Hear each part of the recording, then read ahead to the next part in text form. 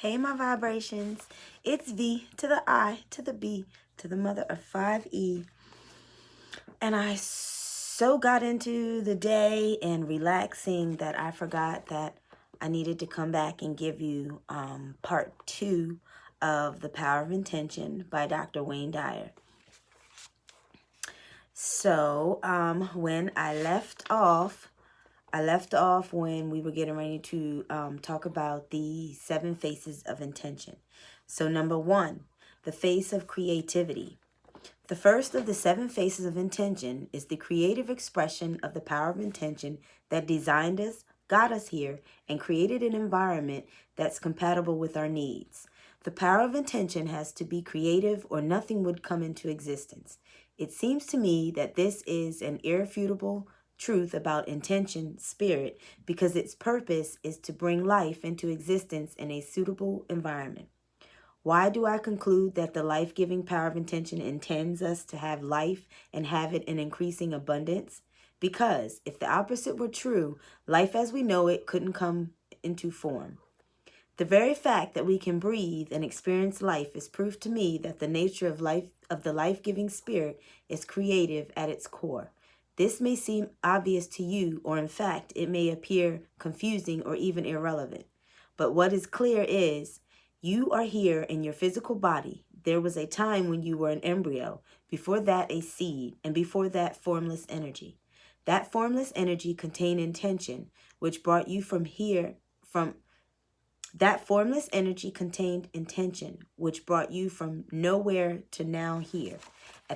At the very highest levels of awareness, intention started you on a path toward your destiny. The face of creativity intends you toward continued creativity to create and co-create anything that you direct your power of intention toward. Creative energy is a part of you. It originates in the life-giving spirit that intends you. Number 2, the face of kindness. Any power that has as its inherent nature the need to create and convert energy into physical form must also be a kindly power. Again, I'm deducing this from the opposite. If the all-giving power of intention had at its core the desire to be unkind, malevolent, or hurtful, then creation itself would be impossible. The moment unkind energy became form, the life-giving spirit will be destroyed. Instead, the power of intention has a face of kindness. It is kind energy intending what it's creating to flourish and grow and to be happy and fulfilled. Our existence is proof to me of the kindness of intention. Choosing to be kind is a choice to have the power of intention active in your life. The positive effect of kindness on the immune system and on the increased production of serotonin in the brain has been proven in research studies. Serotonin is a naturally occurring substance in the body that makes us feel more comfortable, peaceful, and even blissful.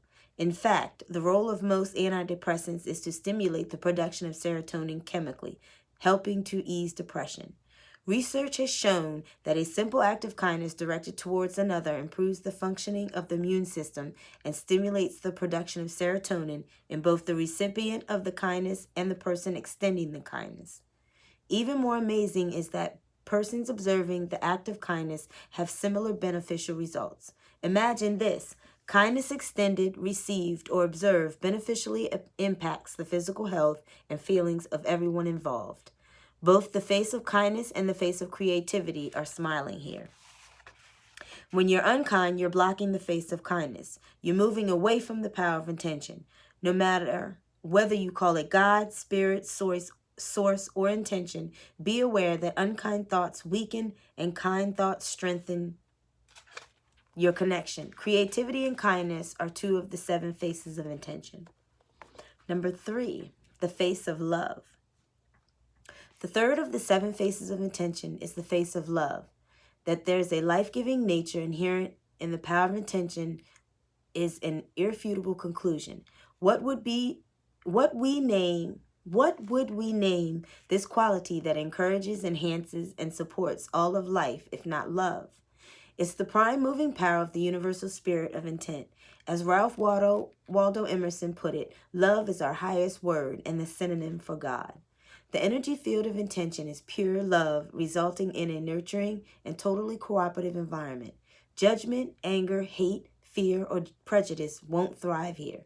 So, were we able to actually see this field, we'd see creativity and kindness in an endless field of love. We entered the physical world of boundaries and beginnings through the universal force field of pure love. The face of intention, that is an expression of love, wishes only for us to flourish and grow and become all that we're capable of becoming. When we're not in harmony with the energy of love, we've moved away from intention and weakened our ability to activate intention through the expression of love. For example, if you aren't doing what you love and loving what you do, your power of intention is weakened. You attract into your life more of the dissatisfaction that isn't the face of love. Consequently, more of what you don't love will appear in your life. Thoughts and emotions are pure energy, some higher and faster than others. When higher energies occupy the same field as lower energies, the lower energies convert to higher energies. A simple example of this is a darkened room that has lower energy than a room bathed in light. Since light moves faster than non-light, when a candle is brought into a dark room, the darkness not only dissolves and disappears, but it seems magically converted into light. The same is true of love, which is a higher, faster energy than the energy of hate. St. Francis, in his famous prayer, beseeches God, "Where there is hatred, let me sow love." What he is seeking is the power to dissolve and ultimately convert hate to the energy of love. Hate converts to love when the energy of love is in its presence. This is true for you too. Hate directed towards yourself or others can be converted to the life-giving, love-granting life force of intention. Pierre Teilhard de Chardin put it this way: the conclusion is always the same. Love is the most powerful and still the most unknown energy of the world. Number 4, the face of beauty. The fourth of my 7 faces of intention is the face of beauty. What else could a creative, kind, and loving expression be other than beautiful? Why would the organizing intelligence of intention ever elect to manifest into form of anything that's repugnant of itself? Obviously, it wouldn't. So we can conclude that the nature of intention has an internal interaction of love and beauty, and add the expression of beauty to the face of a creative, kind, loving power of intention. John Keats, the brilliant young romantic poet, concludes his ode on a Grecian urn with, "Beauty is truth, truth is beauty. That is all ye know on earth, and all ye need to know." Obviously, truth exists in the creation of everything. It's true that it shows up here in form. It's now here in a form that's an expression of the invisible creative power. So, I agree with Keats that we need to silently know that truth and beauty are one and the same. Out of the truth of the originating spirit in an expression of the power of intention comes truth as beauty. This knowing leads to valuable insights in relation to exercising your individual will, imagination, and intuition. In order to grasp the significance of beauty as one of the faces of intention, remember this: beautiful thoughts build a beautiful soul. As you become receptive to seeing and feeling beauty around you, you're becoming attuned to the creative power of intention within everything in the natural world, including yourself.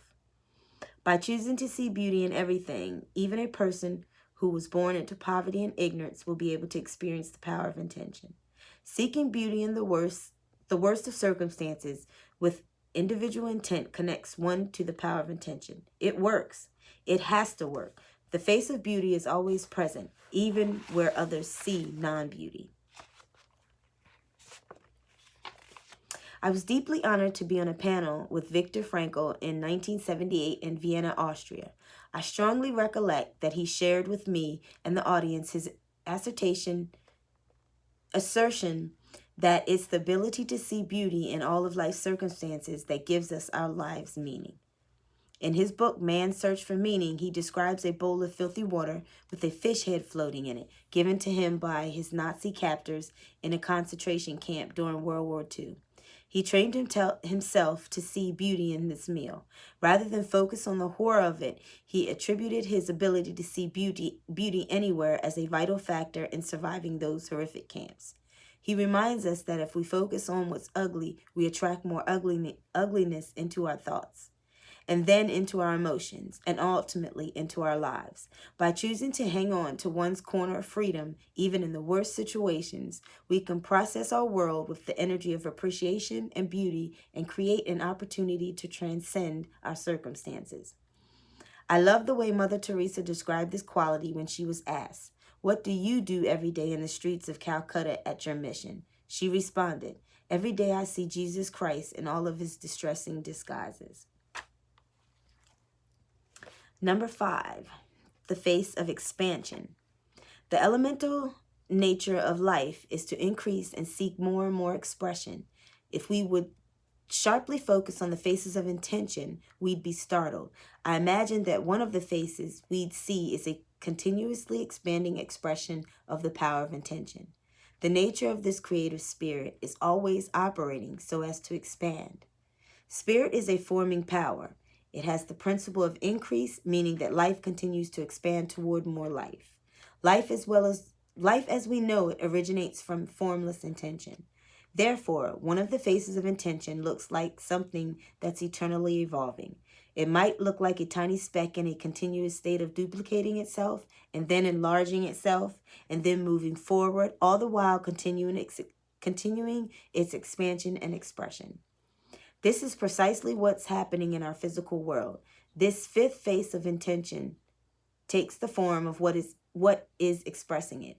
It can be no other way, for if this ever-expanding force disliked itself or felt unconnected, it can only destroy itself. But it doesn't work that way. The power of intention manifests as an expression of expanding creativity, kindness, love, and beauty. By establishing your personal relation to the face of intention, you expand your life through the power of intention, which was, is, and always be a component of this originating intention. The power of intention is the power to expand and increase all aspects of your life. No exceptions. It's the nature of intention to be in a state of increased expression, so it's true for you too. The only proviso to this forward movement of intention is to cooperate with it everywhere and allow this spirit of increase to express itself through you and for everyone you encounter. Then you will have no worry or anxiety. Trust the face of expansion and do what you do because you're loving what you do and doing what you love. Know that expansive, beneficial results are the only possibilities.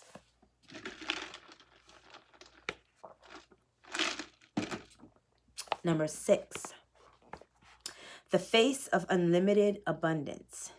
This sixth face of intention is an expression of something that has no boundaries, is expressed at once.